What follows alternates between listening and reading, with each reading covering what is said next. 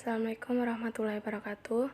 Pertama-tama kita panjatkan puja dan puji syukur atas kehadiran Allah Subhanahu wa Ta'ala yang telah memberikan rahmat dan hidayahnya sehingga saya dapat menyelesaikan tugas ini tepat pada waktunya. Tujuan dari pembuatan video ini adalah untuk memenuhi tugas dari Bapak Ahmad Khairuddin selaku dosen pembimbing pada mata kuliah Etika Bisnis Islam. Selain itu, di dalam video ini juga bertujuan untuk menambah wawasan tentang etika organisasi bisnis bagi para pendengarnya. Saya mengucapkan terima kasih kepada Bapak Ahmad Khairuddin selaku dosen mata kuliah Etika Bisnis Islam yang telah memberikan tugas ini sehingga dapat menambah pengetahuan dan wawasan sesuai dengan bidang studi yang saya tekuni. Baik, selanjutnya masuk ke dalam pembahasan. Judul yang saya ambil di sini yaitu tentang etika organisasi bisnis. Nah, apa saja sih poin-poin yang akan dibahas dalam etika organisasi bisnis ini? Poin-poinnya yaitu ada budaya kerja, organisasi bisnis, perusahaan, manajer, karyawan, hubungan antara iman dan bisnis, dan yang terakhir administrasi bisnis. Poin pertama yang saya akan bahas yaitu tentang budaya kerja organisasi. Nah, apa sih budaya kerja organisasi? Budaya kerja organisasi itu nilai-nilai atau norma-norma yang mengarah pada perilaku anggota organisasi. Nah, setiap anggota akan berperilaku sesuai dengan budaya yang berlaku agar dapat diterima di lingkungannya.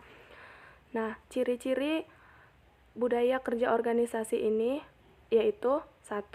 Memiliki identitas resmi, 2. Mampu memberikan status karyawan, 3. Memiliki visi dan misi, keempat, manajemen mampu bersikap transparan, kelima, memperhatikan kebutuhan karyawan. Nah, poin yang kedua yaitu saya akan membahas tentang organisasi bisnis perusahaan.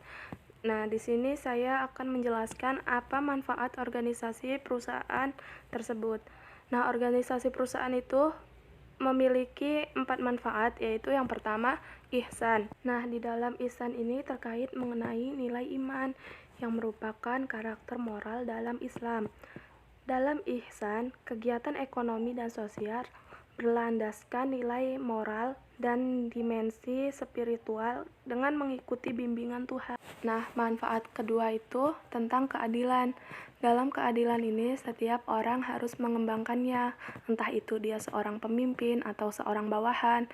Nah, karena keadilan dalam Islam tidak akan pernah terpengaruhi oleh kepentingan pribadi atau pertimbangan lainnya. Dalam keadilan, untuk melindungi kebebasan dan kesetaraan masyarakat. Kemudian manfaat ketiga yaitu tentang kepercayaan. Nah, dalam kepercayaan ini adalah nilai utama yang mengatur hubungan sosial antara manusia. Ukhuwah tidak dapat berjalan tanpa dilandasi adanya rasa kepercayaan.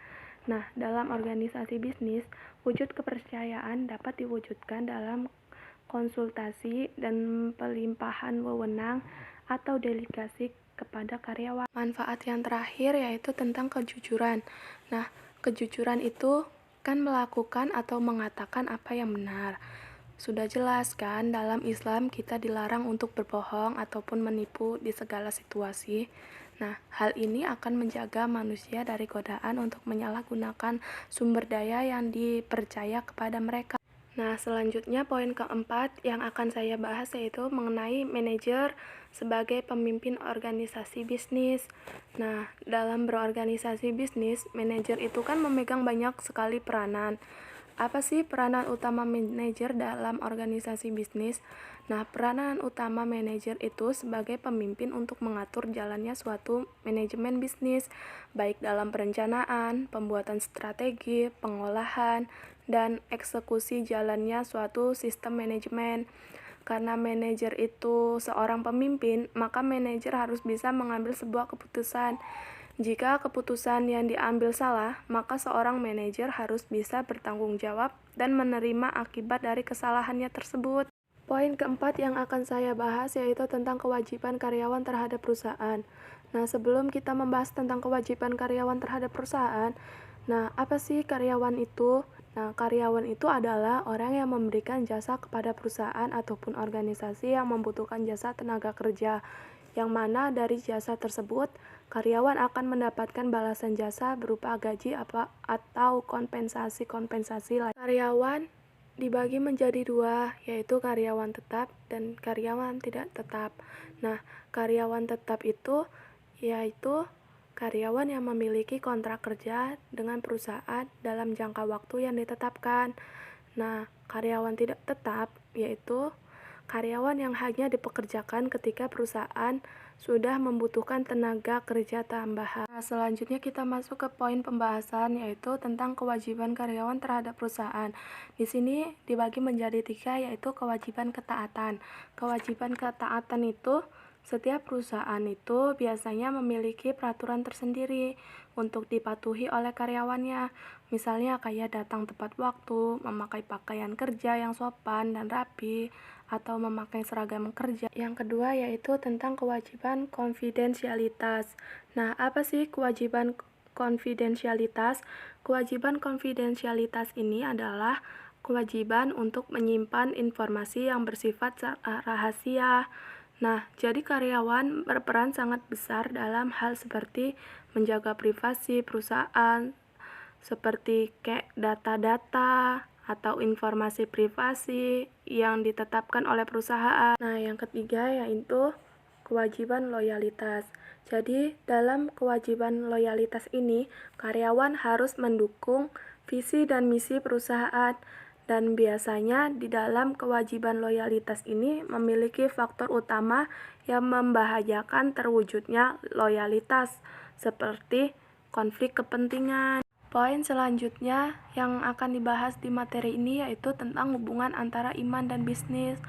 Nah, saya juga akan membahas tentang leadership Islami. Seperti yang kita tahu, etika dalam Islam itu kan biasa disebut dengan akhlak.